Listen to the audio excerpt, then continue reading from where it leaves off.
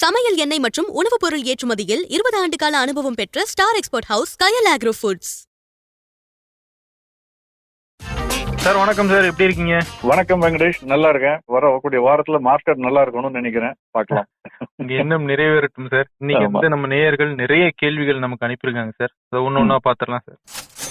Sir முதல்ல ராஜேஷ் அப்படிங்கிறவர் கேட்டிருக்காரு, Vicks IV what is the difference sir அப்படின்னு கேட்டிருக்காரு சார். ரொம்ப என்ன சொல்லலாம், ஒரு இன்டெலிஜென்டான அல்லது ரொம்ப ஸ்மார்ட்டான கேள்வி. குழப்பம் வரும் எல்லாருக்கும் பொதுவா. ஏன்னா ரெண்டுமே வாலட்டிலிட்டிய, பங்குச்சந்தையில் இருக்கக்கூடிய அதீத ஏற்ற இறக்கங்களை மெஷர் பண்ணி கணித்து சொல்லக்கூடிய ஒரு எதிர்பார்ப்பை உண்டாக்கக்கூடிய ஒரு மெஷரிங் ஸ்கேல் அது. ஓகே, அதுதான் வாலட்டிலிட்டி. அதுல ஐவிங்கிறது இம்ப்ளைடு வாலட்டிலிட்டி, விக்ஸ் அப்படிங்கிறது வாலட்டிலிட்டி இண்டெக்ஸ் சொல்லக்கூடியது ஒட்டுமொத்த இண்டெக்ஸுக்கானது. சிபிஓஇ வாலட்டிலிட்டி இண்டெக்ஸ் பாங்க, இந்தியா விக்ஸ் பாங்க. இந்த இது வந்து ஒட்டுமொத்த சந்தைக்கும் இந்த சந்தை குறியீடு ரெப்ரசென்ட் பண்ணக்கூடிய குறியீட்டின் அடிப்படையில உள்ளதுதான் வாலட்டிலிட்டி இண்டெக்ஸ் அல்லது விக்ஸ்னு சொல்றது.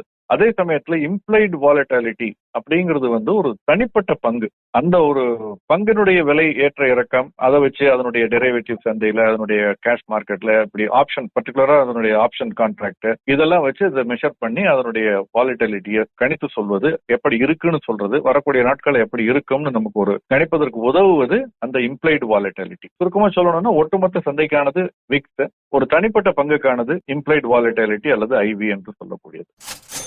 சார் ஜெயபாலன் அப்படிங்கிறவர் கேட்டிருக்காரு சார், ஜெஃபர்ஸ், கோல்ட்மேன் சாக்ஸ் போன்ற நிறுவனங்கள்லாம் வந்து நிப்டிக்கு டார்கெட் வைக்கிறாங்க.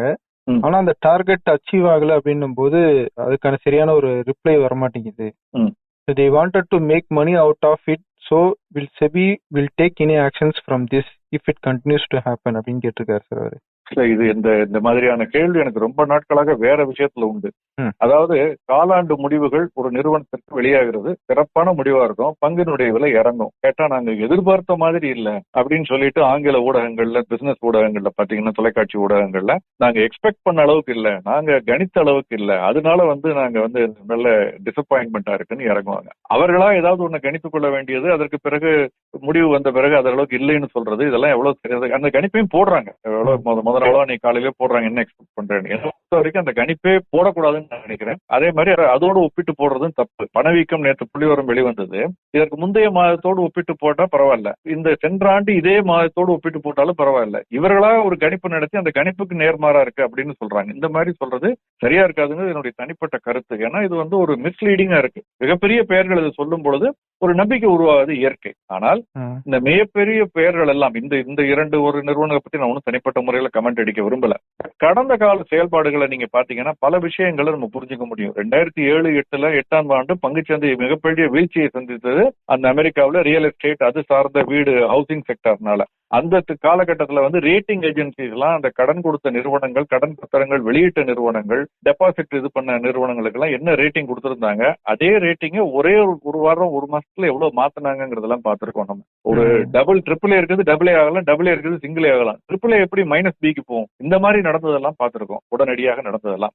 ஒரு பிராக்டிக்கலான உதாரணம் சமீப ஒரு 13 ஆண்டுகளுக்கு முன்பு நடந்ததை நான் சொல்றேன். 2013ஆம் ஆண்டு அப்போ வந்து எனக்கு நல்ல நினைவு இருக்கு, ஏன்னா ஜூன் ஜூலை மாதமா இருக்கலாம் நினைக்கிறேன். அந்த மாத காலகட்டத்துல வந்து 3 முக்கியமான முன்னணி வெளிநாட்டு நிறுவனங்கள், அமைப்புகள் வந்து இந்தியாவை பற்றி பயமுறுத்தும் அளவுக்கு சில செய்திகளை சொல்கிறார்கள். முதல்ல மார்கன் ஸ்டான்லி, அவங்க வந்து என்ன சொல்றாங்கன்னா, இந்தியாவை வந்து fragile 5, one of the fragile 5 economies, உலகத்துல சர்வதேச அளவில் இருக்கக்கூடிய நாடுகள்ல மிக ஒடிந்து விழக்கூடிய அளவில் இருக்கக்கூடிய 5 பொருளாதாரத்துல இந்தியா ஒன்று. உடைந்து விழக்கூடிய அளவில் இருக்கக்கூடிய ஒரு பொருளாதாரம் இந்தியா அப்படின்னு 2013 வான் பண்றாங்க. இந்தியாவை விட்டு பணம் வெளியேறி கொண்டிருக்கிறது, பணம் வந்து டிவேல்யூ ஆகிக்கிட்டு இருக்கு அப்படின்னு மார்கன் ஸ்டான்லி சொல்றாங்க. அதற்கு அடுத்தது ஜெஃப்ரிஸ், இவர் சொன்னார் இல்லையா, அந்த ஜெஃப்ரிஸ், அவங்க வந்து ரொம்ப காஷியஸ் அவுட்லுக் ஆன் இந்தியா. ஏன்னா இந்தியாவில் வந்து பிசிக்கல் டெபிசிட் ரொம்ப இதா இருக்கு, அதனால எமர்ஜிங் மார்க்கெட்ஸ்ல வந்து இது ஒரு பிரச்சனையான ஒரு சந்தையாக இருக்கக்கூடும், நிறைய சேலஞ்சஸ் இருக்கு இந்தியாவுக்கு அப்படின்னு அவங்க வந்து சொல்றாங்க. ஒன்று. அடுத்தது பாத்தீங்கன்னா மெரில் லிஞ்ச், இதுவும் சர்வதேச அளவுல மிகப்பெரிய அளவு மதிக்கக்கூடிய ஒரு விஷயம். பேங்க் ஆஃப் அமெரிக்கான்னு BOFA, மெரில் லிஞ்ச் அவங்க சொல்லக்கூடியது வந்து என்ன சொல்றாங்கன்னா, bearish outlook, cautious stands on Indian economy அப்படின்னு சொல்லிட்டு நாங்க ஃபோர்காஸ்டை ரிவைஸ் பண்றோம். இந்தியாவுடைய பொருளாதார வளர்ச்சி நாங்க எதிர்பார்த்ததை விட குறைவாக இருக்கும், நிறைய ரிஸ்க் இருக்கு இன்ஹரண்டா அப்படின்னு 2013 சொல்றாங்க. அதற்கு பிறகு என்ன நடந்துச்சுன்னு உங்களுக்கு தெரியும். இந்தியா எங்க இருந்தது, அதுக்கு பிறகு ஒரு ஆண்டுகள் எங்க வந்தது, இப்ப எப்படி இருக்கு, எங்க இருக்குங்கிறது நமக்கு தெரிஞ்ச விஷயம் தான். ஓகே, சோ அதனால இந்த சர்வதேச அமைப்புகள் இவங்களுக்கு எல்லாம் சொல்றத நம்ம அதை முற்றிலும் புறக்கணிக்கணும்னு சொல்ல மாட்டேன். அது எல்லாமே ஃப்ராடுன்னு சொல்ல மாட்டேன். அவர்கள் எல்லாம் ஒரு உத்தேச அளவுல ஒரு கணிப்புல தான் போடுறாங்க. அதுல ஜெனுவனா கணக்கெடுப்பவர்கள் இருக்கிறார்கள். ஏன்னா அவர்களுடைய கிளையன்ட்ஸுக்கு அவங்க சொல்லி ஆகணும், எதுக்காக இந்தியாவில் முதலீடு செய்யணும், ஏன்னா நாங்க இந்த மாதிரி எதிர்பார்க்கிறோம், இந்த இந்திய பங்குச்சந்தை நல்லா இருக்கும்னு எதிர்பார்க்கிறோம், ஏன்னா இந்திய பொருளாதாரம் வளரும், அப்ப அது இந்த கணிப்பு ஜிடிபி இவ்வளவு இருக்கும், இவ்வளவு இபிஎஸ் இருக்கும் நிறுவனங்களுக்கு, அதனால நாங்க முதலீடு பண்றோம்னு நியாயப்படுத்த வேண்டிய ஒரு கட்டாயத்தில் அவர்கள் இருப்பதால் அதை அவங்க முதலீட்டாளர்களுக்கு செய்யறாங்க. ஆனால் அது அவங்க முதலீட்டாளர்களுக்கு செய்யற வரைக்கும் பிரச்சனை இல்லை. இதை பொதுவெளியில் வெளியிடும் பொழுதுதான் இப்ப நம்ம இவர் கேட்ட மாதிரியான ஒரு இதனுடைய இன்டென்ஷன் என்ன, இப்படி ஒண்ணு பொதுவெளியில் வெளியிடும் பொழுது இதை பத்தி நாகப்பனும் வெங்கடேஷ்கோ இதை பத்தி என்ன கவலை, ஆனால் நம்ம கவலைப்படுவோம், அவங்களே சொல்லியிருக்காங்களே அப்படின்னு பயந்துகிட்டு விற்போம், அல்லது அவங்களே சொல்லியிருக்காங்களே அப்படின்னு நம்பி வாங்குறது நடக்குது. நமக்குள்ள பாடம் என்னன்னா, நம்ம அவர்களுடைய வாடிக்கையாளரா இல்ல, அவர்கள் நம்ம அவருடைய செய்திக்கு வாடிக்கையாளராக பாக்குறாங்க.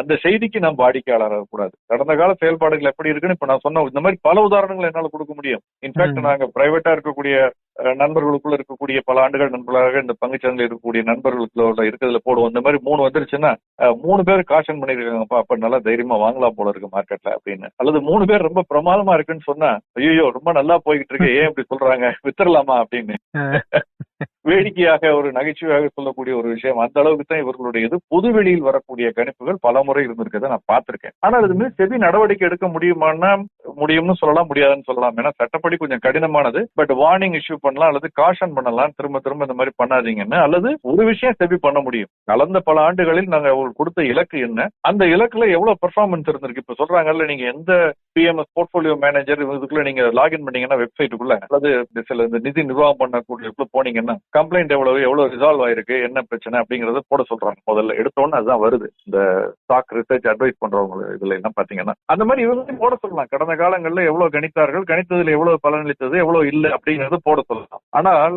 அங்கேயும் இவங்க ரொம்ப கிளவரா ஒண்ணு பண்றாங்க. போன வாரம் என்னவோ நம்ம பேசணும், மார்கன் ஸ்டான்லியா ஜேபி மார்கன் ஞாபகம் இல்ல, இந்த ஆண்டு இறுதியில் 1,07,000 சென்செக்ஸ் போகலான்னு. அது அவங்க ஒரு காஷன், ஒரு அண்டர் ஒரு ஸ்டார் போட்டு ஒண்ணு சொல்றாங்க. ஆனா பெஸ்ட் கேஸ் சினாரியோ, இன்னும் நார்மல் சினாரியோ 83,000, இன்னும் ஒர்ஸ்ட் கேஸ் சினாரியோ 76,000 மூணையும் கொடுத்துறாங்க. இப்படி ஒரு ரேஞ்ச் 76,000 இருந்து 1,08,000 ஊடகங்கள்ல நம்ம சொல்லும் பொழுது நம்ம சரியா கவனிக்கலன்னா நம்ம 1,07,000 சொல்லுவோம். அப்ப அது மட்டும் ஹெட்லைனா போயிடுது நம்மகிட்ட.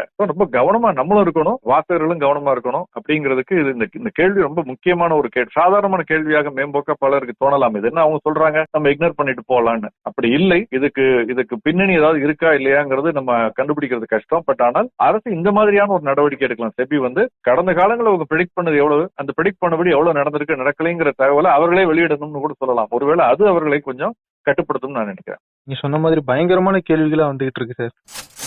பாஸ்கர் அப்படிங்கிற ஒரு அடுத்த கேள்வி கேட்டிருக்காரு சார். ETF ஸ்டாக்ஸினுடைய அந்த விலைகளை எப்படி நிர்ணயிக்கிறாங்க, அது இன்க்ரீஸ் ஆகுறது டிக்ரீஸ் ஆகுறது அப்படிங்கிறது எப்படி முடிவு செய்யப்படுது அப்படின்னு கேட்கிறாரு சார். ETF விலை வேற, அதனுடைய நெட் அசெட் வேல்யூ என்று சொல்லக்கூடிய நிகர சொத்து மதிப்பு வேற. பங்குச்சந்தையில் மியூச்சுவல் ஃபண்ட் நார்மலா ஸ்டாக் மார்க்கெட்ல ட்ரேட் ஆகுறது இல்ல. ஆனால் அந்த ஸ்டாக் மார்க்கெட்ல ட்ரேட் ஆகுறதுக்குன்னு சில மியூச்சுவல் ஃபண்ட்ஸ் கொண்டு வருவாங்க. அப்படி அந்த யூனிட்டுகள் பங்குச்சந்தையில் பட்டியலிடப்பட்டு வணிகமாகும். அதுதான் ETF என்று சொல்லக்கூடிய எக்ஸ்சேஞ்ச் ட்ரேடட் ஃபண்ட். அந்த ஃபண்ட் ட்ரேட் ஆகுறது விலை ஃபிக்ஸ், அதனுடைய வேல்யூ கிடையாது. அதனுடைய வேல்யூ அதை விட சற்று குறைவாகவோ சற்று கூடவோ இருக்கலாம். சில நேரங்களில், பல நேரங்களில் அது ஒத்து போறதாவும் இருக்கும். பார்த்திருப்பீங்க. சமீப காலங்களில் பாத்தீங்கன்னா வெள்ளி விலை ரொம்ப ஏறினப்போ அந்த நெட் அசெட் வேல்யூ குறைவா இருக்கும், ஆனா மார்க்கெட்ல அதோட வேல்யூ கூட, யூனிட்டோட விலை கூட இருக்கும். ஏன்னா அடுத்த நாள் அந்த விலை சரி செய்யப்பட்டு விடும்னு. இதனால ரொம்ப கவனமா இருக்கணும். ETFல NAV-ய விட அந்த ETF யூனிட்டினுடைய விலை அதிகமா இருந்ததுன்னா, மார்க்கெட்ல BSE-லோ NSE-லோ ட்ரேட் ஆகுறது அதிகமா இருந்தால் அல்லது ரொம்ப குறைவா இருந்தால் ரொம்ப கவனமாக பார்த்து அதற்கான காரணத்தை தெரிஞ்சுக்கிட்டு அதுல முதலீடு செய்யணும். ஏன் இந்த டிஃபரன்ஸ் வருதுங்கிறத சொல்றேன். அதுக்கு அந்த சிஸ்டத்தை புரிஞ்சுக்கணும். இப்போ ஒரு மியூச்சுவல் ஃபண்ட் பணம் திரட்டுகிறார்கள், அப்புறம் அதற்கு நிகராக யூனிட்டுகளை வெளியிடுகிறார்கள். அதெல்லாம் வாங்கி அந்த மார்க்கெட் மேக்கர்ஸ் இருப்பாங்க, அவங்க சந்தையில் அந்த யூனிட்டுகளை விற்று கொண்டிருப்பார்கள். நம்ம போய் வாங்க போறோம். நம்ம வாங்கிட்டே இருந்தா யூனிட்டுகள் எவ்வளவு இருக்கும், கிடைக்காது. யூனிட் எக்ஸாஸ்ட் ஆனோன்னு என்ன பண்ணுவாங்க, அவங்க மார்க்கெட் மேக்கர்ஸ் மேலும் பணம் கொடுப்பார்கள். மேலும் அந்த மியூச்சுவல் ஃபண்ட் புதிய யூனிட்டுகளை உருவாக்கும், அந்த யூனிட்டுகள் அவர்களிடம் கொடுக்கும், அவர்கள் திரும்பவும் விற்பாங்க. இந்த பணம் நம்மகிட்ட நம்ம யூனிட்டுகளை வாங்கி அதற்கு பிறகு அந்த பணத்தை அவர்கள் அங்க கொடுத்து அங்க யூனிட்டுகளை வாங்கி அந்த யூனிட் மார்க்கெட்ல இன்வெஸ்ட் பண்ணி பிறகு யூனிட்டுகளாக நமக்கு திரும்ப வருது இல்லையா, அந்த பணம் போயிட்டு யூனிட்டா திரும்பி வர்றது, அந்த சைக்கிளுக்கு ஓரிரு நாட்கள் ஆகும். அப்படிங்கும் பொழுது அந்த கேப் இருக்கு இல்லையா, நம்ம நேற்று வாங்கின NAV வேறையா இருக்கும், யூனிட் பிரைஸ் வேறையா இருக்கும், இன்னைக்கு வேறையா இருக்கும், நாளைக்கு வேறையா இருக்கும். அதனாலதான் இந்த டிஃபரன்ஸ்ங்கிறது இருக்கு. நம்ம மியூச்சுவல் ஃபண்ட்ல நார்மலா இன்வெஸ்ட் பண்ணோம்னா அதுல என்ன நெட் அசெட் வேல்யூ சொல்றானோ அந்த என்ஏவியை நமக்கு திருப்பி தருவாங்க அவங்க, நம்ம ரீஃபண்ட் கொடுத்தோம்னா. ஆனால் இடிஎஃப்ல அப்படி கிடையாது. இடிஎஃப் என்ஏவி வேறையா இருக்கும், அதனுடைய பிரைஸ் சந்தையில வேறையா இருக்கும். சில நேரங்கள்ல அது நமக்கு சாதகமாகவும் இருக்கும், சில நேரங்கள்ல அது பாதகமாகவும் இருக்கும். அதனால இடிஎஃப்ங்கிறது அதிக லிக்விடிட்டி வேணும்னு நினைக்கிறவங்க, உடனடியாக விற்று அதற்கு நிகராக வேறு பங்குகளை வாங்கணும்னு நினைக்கிறவங்க இடிஎஃப்ல இன்வெஸ்ட் பண்ணலாம். ட்ரேடிங்க்கு லிக்விடிட்டியோட இருக்கக்கூடிய இடிஎஃப்ல பண்ணலாம். இல்லைன்னா மியூச்சுவல் ஃபண்ட்ல போறதுதான் உங்களுக்கு உங்களுடைய உண்மையான மதிப்பு என்னவோ அந்த பணம் உங்களுக்கு திருப்பி கிடைக்கும். இடிஎஃப்ல சில சமயங்களை கூடவும் கிடைக்கும், சில சமயங்களை குறைச்சும் கிடைக்கும். அவருடைய கேள்விக்கு நான் சொல்லிடுறேன், இதுக்கு யார் நிர்ணயம் பண்றாங்கன்னா இதை வாங்குவோரும் விற்போரும் தான், நீங்களும் நானும் தான். நிறைய பேர் வாங்கினா அதனுடைய விலை ஏறிடும், நிறைய பேர் வித்தா அதனுடைய விலை இறங்கும். சார், அடுத்த ஒரு நேயர் கேட்டிருக்காரு, நான் லாங் டேர்மா இன்வெஸ்ட் பண்ணணும் அப்படிங்கிற முடிவுல தான் இன்வெஸ்ட் பண்ணிருக்கேன். ஆனா என்னுடைய போர்ட்போலியோ இப்போ நெகட்டிவ்ல இருக்கு. இந்த மாதிரியான சிச்சுவேஷன்ல எப்படி காமாவும் கான்பிடென்டாவும் இருக்கிறது? குறிப்பா என்கிட்ட ஆவரேஜ் பண்றதுக்கு பணம் இல்லாத போது நான் எப்படி காமா இருக்க முடியும், எனக்கு அட்வைஸ் பண்ணுங்க அப்படின்னு கேக்குறாரு சார். ரொம்ப கஷ்டம். ரொம்ப தர்மமான ஒரு சூழல் அவர் சொல்றது. ஏன்னா இதுக்கு அவ்வளவு எளிதில தீர்வு சொல்ல முடியாதுங்கிறத முதல்ல சொல்லிடுறேன். பட் தீர்வு இருக்கான்னா இருக்கு. 3 விதமா இதை அணுகலாம். ஒன்று, நம்ம கையில இருக்கக்கூடிய பணத்தை பூரா இதுதான் பாட்டம் நினைச்சு ஒவ்வொரு முறை விழும் பொழுதும் எல்லா பணத்தையும் போட்டுறாம இன்னும் கூட விழுந்தா நான் என்ன பண்ண போறேன், அதற்கு எங்கிட்ட இருந்து ஒரு வீட்டு வாடகை வருது, அதை நான் முதலீடு செய்ய முடியுமா, அல்லது என்னுடைய வங்கியில போட்டிருக்கக்கூடிய ஒரு வைப்பு நிதியிலிருந்து எனக்கு ஒரு வட்டி வரும், அதை முதலீடு செய்ய முடியுமா அப்படின்னு ஒரு பெரனியலா கேஷ் ஃப்ளோ இருக்காங்கிறத என்ஷோர் பண்ணிக்கணும். அல்லது என்னுடைய சம்பளத்திலிருந்து ஒரு பகுதியை நான் மாசம் மாசம் போட முடியுமா அப்படிங்கறத உறுதி செய்து கொண்டுதான் பங்குச்சந்தை முதலீட்டுக்குள்ள வர்றது பெட்டர். ஏன்னா நல்ல வாய்ப்புகளை கொடுக்கும் பொழுது கையில காசு இல்லாம நிறைய பேர் தடுமாறுவாங்க. கையில காசு நிறைய வச்சுக்கிட்டு மாச கணக்குல வெயிட் பண்ணிட்டு வேற வழி இல்லாமல் முதலீடு செய்த பிறகு அதுதான் உச்ச விலையா இருக்கும், அதுக்கப்புறம் இறங்கிட்டு இருக்கும். இந்த பிரச்சனை நிறைய பேருக்கு வரதை நான் பாத்திருக்கேன். ஒரே வழி, இது பொருந்துமா சார்? நிச்சயமா பொருந்தும். எஸ்ஐபியில போகணும். எஸ்ஐபியில போகும்பொழுது இதை தவிர்க்க முடியும். ஆக பங்கு சந்தையிலும் இவர் எஸ்ஐபியில போயிருந்தால் இதை தவிர்க்கலாம். ஏன்னா விலை இறங்கும் பொழுது அதே முதலீட்டிற்கு அதிக எண்ணிக்கையில பங்குகள் கிடைக்கும். ஒரே ஒரு கண்டிஷன், நல்ல பங்குகளாக, நல்ல நிர்வாகம், நேர்மையான நிர்வாகம், திறமையான நிர்வாகம், இது ரெண்டும் நம்ம திரும்ப திரும்ப பலமுறை சொல்லியிருக்கோம். அந்த நிறுவனங்களாக இருக்க வேண்டும். அதனுடைய ட்ராக் ரெக்கார்டு அப்படி இருக்கணும். அல்லது நிப்டி 50 இருக்கக்கூடிய நிறுவனங்களாக இருக்கும் பட்சத்துல அந்த இடிஎஃப் ஆரம்பிச்சுன்னு வச்சுங்க, நிப்டி 50 இடிஎஃப் அது மாதிரி இருந்ததுன்னா நம்ம அதுல இந்த மாதிரி சிஸ்டமேட்டிக்கா மாசமோ வாரமோ டெய்லியோ இன்வெஸ்ட் பண்ணிக்கிட்டே இருக்கிறதுல நீண்ட கால அடிப்படையில் இந்தியா மாதிரி வளர்ந்து வரக்கூடிய ஒரு பொருளாதாரத்துல அது ஒரு நல்ல பலனை அளிப்பதற்கான வாய்ப்புகள் அதிகம். ஒன்று. 2வது, காமா இருக்கணும்னு சொல்றாரு. அது ரொம்ப முக்கியமான ஒரு விஷயம். ஃபர்ஸ்ட் நான் சொல்லிடுறேன், எதுக்கு காமா இருக்கணும். ஆக்சுவலா நம்ம காமாவே இருக்கக்கூடாது. பங்குச்சந்தை அதீத ஏற்றத்தில் இருக்கும்போது நம்முடைய முதலீடுகள் பந்தாடப்படும் பொழுது நம்ம எப்படி காமா இருக்குது? காமா இருந்தோம்னா லெத்தார்ஜி செக்டின் ஆயிடும். அப்படி இருக்கக்கூடாது. அது நல்லது. ஒரு விதத்துல நம்ம சின்ன பதட்டத்தோடு இருக்கிறது நல்லது. அப்ப ஏன்னா அப்பதான் நம்ம ஆக்ட் பண்ணுவோம். அதுக்கு எப்படி நம்ம ஆக்ட் பண்ணணுங்கிறத தேடி இதற்கான தீர்வை நோக்கி நகர்வோம். இல்லைன்னா நம்ம தூங்கிட்டு இருப்போம். அது என்ன நடந்தாலும் நடக்கட்டும் நம்ம உட்காந்துக்கிட்டு இருக்கிறதுல அர்த்தம் இல்லை. அதை பயன்படுத்திக் கொள்ள வேண்டும். அது ஒரு வாய்ப்பை கொடுக்குது சந்தை. இப்ப நான் எங்கிட்ட இல்லி கூட இருக்கக்கூடிய ஒரு விஷயத்தை எடுத்துக்கிட்டு வந்தேன். ஒருவேளை தங்கம் இருக்கா, அது ஒரு 6 மாசத்துக்கு அடமானம் வச்சு நான் அந்த பணத்தை எடுத்து நான் பங்கு இப்ப ரொம்ப குறைவா தங்கம் மாதிரியான ஒரு பங்கு எனக்கு கிடைச்சிருக்கு, போடலாம். இதெல்லாம் தீர்வா சொல்லல. ஆனால் சில பேர் அதை இப்படி நினைக்கலாம். அப்படி நம்ம ஒரு தீர்வை நோக்கி நகர முடியும். பதட்டம்ங்கிறது சின்னமா இருக்குது, நல்லது. ஆனா பதட்டமே வாழ்க்கை அது நம்ம மன நிம்மதியை குலைச்சிரும். கேர்ஃபுல்லா இருக்கணும். அது எப்படி இருக்குது அப்படின்னு கேட்டீங்கன்னா, நம்ம நெருப்போடு இருக்க மாதிரி இருக்கணும். பங்கு சந்தைங்கிறது நெருப்பு. நமக்கு குளிருக்கு இதமா இருக்கும். ரொம்ப பக்கத்துல போனோம்னா கையை சுட்டுரும். தள்ளி இருந்தோம்னா பிரயோஜனம் இல்லாத வேடிக்கை தான் பார்த்துக்கிட்டு இருக்க முடியும். இது அந்த அளவை தெரிஞ்சுக்கிட்டு அதை டே டு டே காலையில எந்திரிச்சு ராத்திரி வரைக்கும் அந்த சேனலை பார்த்துக்கிட்டு பிசினஸ் இதை பார்த்துட்டு இருக்காம நம்ம ஒரு நல்ல ஆலோசகர், ஒரு மென்டர், கவுண்டிங் போர்டா நமக்கு யார் இருக்காங்களோ அவர்களை கையில வச்சுக்கணும். நீங்க எந்த பங்கை வாங்குறது விற்கிறதுங்கிறது சொல்றதுக்கு 1000 பேர் இருக்காங்க. ஆனால் இந்த மாதிரி ஒரு சூழலை மனப்பக்குவத்தோடு எப்படி கையாள்வது என்று சொல்வதற்கு உங்களுக்கு அருகாமையில் இருக்கக்கூடிய உங்களுடைய மென்டர், உங்களுடைய சவுண்டிங் போர்டா ஆக்ட் பண்ணக்கூடிய உங்களுடைய கைடு, இங்கதான் ஹியூமன் இன்டர்ஃபேஸ். இது சரி பண்ண முடியாது. இதை மெஷினோ மொபைல் ஆப்போ சரி பண்ண முடியாது. ஆப் ட்ரேடிங் சரி பண்ண முடியாது. இங்கு உங்களுக்கு அந்த மாதிரியான ஒரு தனி நபரோடு பேச வேண்டிய தேவைங்கிறது இங்கு வருகிறது. அவரோட பேசும்பொழுது நமக்கு ஒரு ஆறுதல் உண்டாகும். நமக்கு ஒரு நிதானம் வரும். இது பரவாயில்ல, பயப்பட வேண்டாம். ஏன்னா கடந்த கால செயல்பாடுகளை திருப்பி பாருங்களேன். கிரீஸ் ஒண்ணு பிரச்சனை உலகத்துல தலையாய பிரச்சனையா இருந்தது. இன்னைக்கு நிறைய பேருக்கு ஞாபகமே இருக்காது. இப்ப நான் ஒரு நாமக்கல் மீட்டிங்ல சொல்றேன், கிரீஸ்ல என்ன சார் பிரச்சனை கேட்கறாரு ஒருத்தர். அவ்வளவு பிரச்சனையும் நம்ம பேசிக்கிட்டு இருந்தோம் சில ஆண்டுகளுக்கு முன்பு. ரஷ்யா இப்படி பல பேசின பிரச்சனைகள்லாம் என்ன ஆச்சு? இன்னைக்கு எல்லாத்தையும் கண்ணுக்கு நேரம் நம்ம பார்த்த கோவிட் என்ன பிரச்சனைகளை தாண்டி சர்வைவல் இன்ஸ்டிங்க்ட்ங்கிறது மனித குலத்துக்கு அவ்வளவு இது. அதை தாண்டி வந்துருவோங்கிற நம்பிக்கை நமக்கு அடிப்படையில் இருக்கணும். இருந்தால் காம்னஸ் ஆட்டோமேட்டிக்கா வந்துடும். சூப்பரா சொன்னீங்க சார். அடுத்த கேள்வி ராஜ்குமார்ன்றவர் கேட்டிருக்காரு. சப்ளை பற்றாக்குறையை காட்டி விலை ஏத்துறாங்க தனியார் நிறுவனங்கள். இயல்பு நிலை திரும்பினதுக்கு பிறகு அந்த விலையை அந்த நிறுவனங்களே குறைக்க முன் வந்தாலும் அரசாங்கம் மட்டும் அந்த விலையை குறைக்க விட மாட்டாங்களே, ஏன் அப்படின்னு கேக்குறாங்க. நீங்க ஆரம்பத்திலே சொன்னீங்க சூப்பரான கேள்விகள்னு. ஆமா. ஒன்னொன்னு ரொம்ப நியாயமான கேள்வி. தனியார் துறை மீது பழி போட்டு அரசு தப்பித்துக் கொள்கிறது. ஆனா அரசனுடைய சம்பந்தம் உள்ளதுல விலை பெருசா குறையிலையே அப்படின்னு அவர் கேக்குறாரு. அப்படி முழுக்க முழுக்க புறந்தள்ள முடியாது. விலை குறைஞ்ச பொழுது கச்சா எண்ணெயுடைய விலை குறைந்த பொழுது 10 ரூபா குறைஞ்சா 10 ரூபாயே குறைக்கலனாலும் 5 ரூபாயாவது குறைச்சாங்க. அதே மாதிரி எல்பிஜி சிலிண்டர் விலை குறைக்கப்பட்டது, பெட்ரோல் விலை குறைக்கப்பட்டது. ஆனால் குறைக்கப்பட்டதெல்லாம் சமாதானம் வந்தது. ஆனா மின் கட்டணம் உயர்த்தப்பட்டு இருக்கு. அதே மாதிரி இப்ப எல்பிஜி ஒரு கச்சா எண்ணெய் ஏறிச்சுன்னா அடுத்த ஓரிரு நாட்கள்ல எல்பிஜி விலை ஏற்றப்படுகிறது. அந்த இறக்குறது 50 ரூபான்னு ஏற்றுறது கூட இருக்குது. இந்த மாதிரி பல விஷயங்கள் நம்ம பாத்துக்கிட்டு இருக்கோம் தொடர்ந்து. ஆனால் இறக்கவே இல்லைன்னு நம்ம சொல்ல முடியாது. அதனுடைய அந்த டிரான்ஸ்மிஷன் டைம் லேட்டா இருக்கு, டிரான்ஸ்மிஷன் ஸ்லோவா இருக்கு. அந்த விலை குறைப்புன்னு வரும்பொழுது, விலை ஏற்றம் வரும்பொழுது உடனடியாக இருக்கிறது. இது ஒரு பக்கம். தனியார் துறையினர் போட்டியின் அடிப்படையில் அவர்களால் அது பண்ண முடியுது. அரசு அது ஏன் பண்ண முடியலன்னா அது போட்டி கிடையாதுங்க பல துறைகள்ல. அந்த போட்டி வரும்பொழுது தனியா இன்னைக்கு நீங்க பாருங்க, டெலிகாம் எடுத்துக்கோங்க. அரசு துறை இன்னைக்கு மலிவாக இருக்கிறது. அந்த சேவை சிறப்பாக பல விதங்கள்ல இன்னைக்கு நல்லா இருக்குது அப்படிங்கறத பாக்குறோம். எல்லா லைனும் ஃபெயில் ஆகிறப்ப கூட பிஎஸ்என்எல் ஃபெயில் ஆகிறது இல்ல, எம்டிஎன்எல் ஆகிறது இல்ல. அந்த மாதிரி பிரச்சனை இல்லாம இருக்குங்கிறது. நிறைய இடங்கள்ல சின்ன சின்ன கிராமப்புறங்கள்ல ரீச் எங்க இருக்குன்னா பிஎஸ்என்எல் இருக்கு. போட்டி காரணமாக தன்னை உயர்த்தி கொண்டு அந்த போட்டியை சமாளிப்பதற்கு சரியா இன்னைக்கு வந்துட்டாங்க. ஒரு டெலிபோன் லைன் வைக்கிறதுக்கு படுற பாடு 30,000 ரூபாய் ஒரு டெலிபோன் லைனுக்கு, நாட் ஃபார் த இன்ஸ்ட்ருமெண்ட். அந்த கனெக்ஷனுக்கு தட்கல் ஸ்கீம்னு ஒண்ணு கொடுத்துட்டு 10,000 30,000 2 ஸ்கீம் இருந்தது கொடுத்துட்டு உட்கார்ந்து இருப்போம். மாச கணக்குல வெயிட்டிங் லிஸ்ட் இருக்கும். அதற்கு பிறகு வைக்க வருவாங்க. வயர் போடுறதுக்கு ஒருத்தர், அப்புறம் அந்த டெலிபோன் இன்ஸ்ட்ருமெண்ட் வைக்கிறதுக்கு ஒருத்தர், அப்புறம் கனெக்ஷன் செக் பண்றதுக்கு ஒருத்தர், வர்ற ஒவ்வொருத்தருக்கும் காஃபி டீ கொடுக்கறதுக்கு நம்ம ஒன்னும்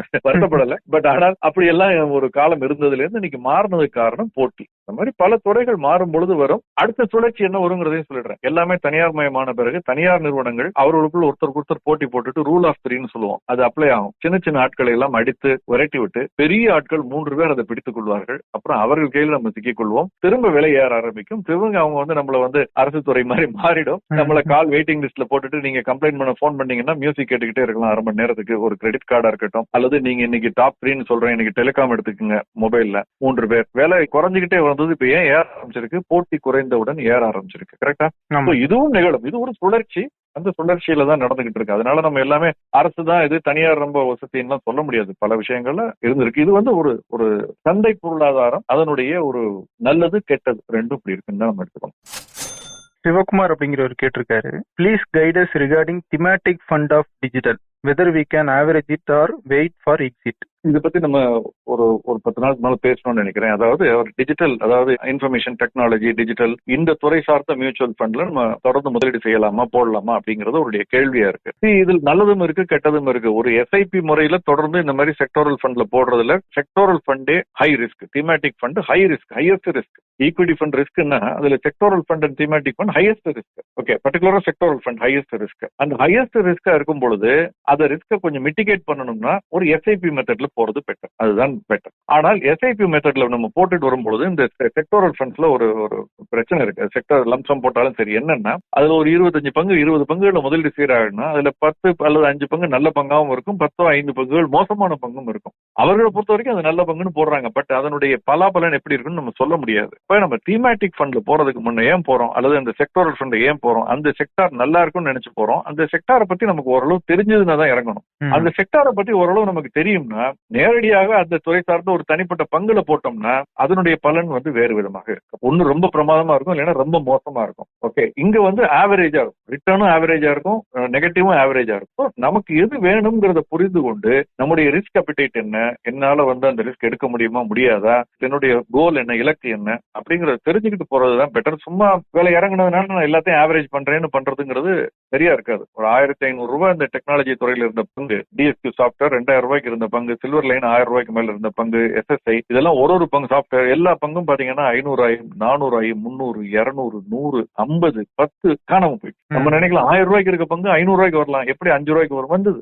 அதனால இதுல ரொம்ப கவனமாகத்தான் நம்ம இந்த ஆவரேஜ் பண்றது, எஸ்ஐபி பண்றதெல்லாம் பண்ணணும். இந்த எஸ்ஐபி சிஸ்டமேட்டிக் இன்வெஸ்ட்மெண்ட் பிளான் எல்லாம் பொதுவாக நம்ம ஒரு சாதாரண முதலீட்டாளர்களுக்கு ஒரு குறியீடு சார்ந்த இண்டெக்ஸ் ஃபண்ட்லயோ, அது கோல்டு ETF இருக்கலாம், சில்வர் ETF இருக்கலாம், நிப்டி ETF இருக்கலாம், அதுல இருக்கலாம், அல்லது ஒரு டைனமிக் அசெட் அலோகேஷன் அல்லது மல்டி அசெட் ஃபண்ட்ஸ் போட்டோம்னா அது தங்கம், வெள்ளி, ரியல் எஸ்டேட், கோல்டு, அது மாதிரி பல இதுல முதலீடு செய்யும் பொழுது, பங்குச்சந்தை உள்ளிட்ட முதலீடுகள் செய்யும் பொழுது அவர்கள் அதை பிரித்து முதலீடு செய்வார்கள். அப்படித்தான் அங்க இது கொஞ்சம் கம்பேரிட்டிவ்லி சேஃபரா இருக்கும், மாடரேட் ரிஸ்கா இருக்கும். செக்டோரல் ஃபண்ட் ஹை ரிஸ்க்ங்கிறது, ஹை வாலட்டிலிட்டி இருக்கும். அதை ஏற்றுக்கொள்ளக்கூடிய பக்குவம் இருந்தாதான் அந்த முதலீட்டை தொடர வேண்டும். இல்லை முடியலைன்னா ஒரு காலகட்டத்துல நல்ல ஆலோசனையை பெற்று அதை நிறுத்திக்கிறது நல்லது. இன்னைக்கு நிறுத்தணும்னு சொல்லல, அது எப்ப என்னங்கிறது ஒரு ஆலோசனையை பெற்று நிறுத்திக் கொள்வது நல்லது. ரொம்ப நன்றி சார். நிறைய கேள்விகளுக்கு பதில் சொல்லியிருக்கீங்க. நேயர்களே, உங்களுக்கு இன்னும் கேள்வி இருந்துச்சுன்னா கமெண்ட்ஸ்ல சொல்லுங்க. அதுக்கும் நம்ம வந்து நாகப்பன் சார்கிட்ட விடையை தேடலாம்.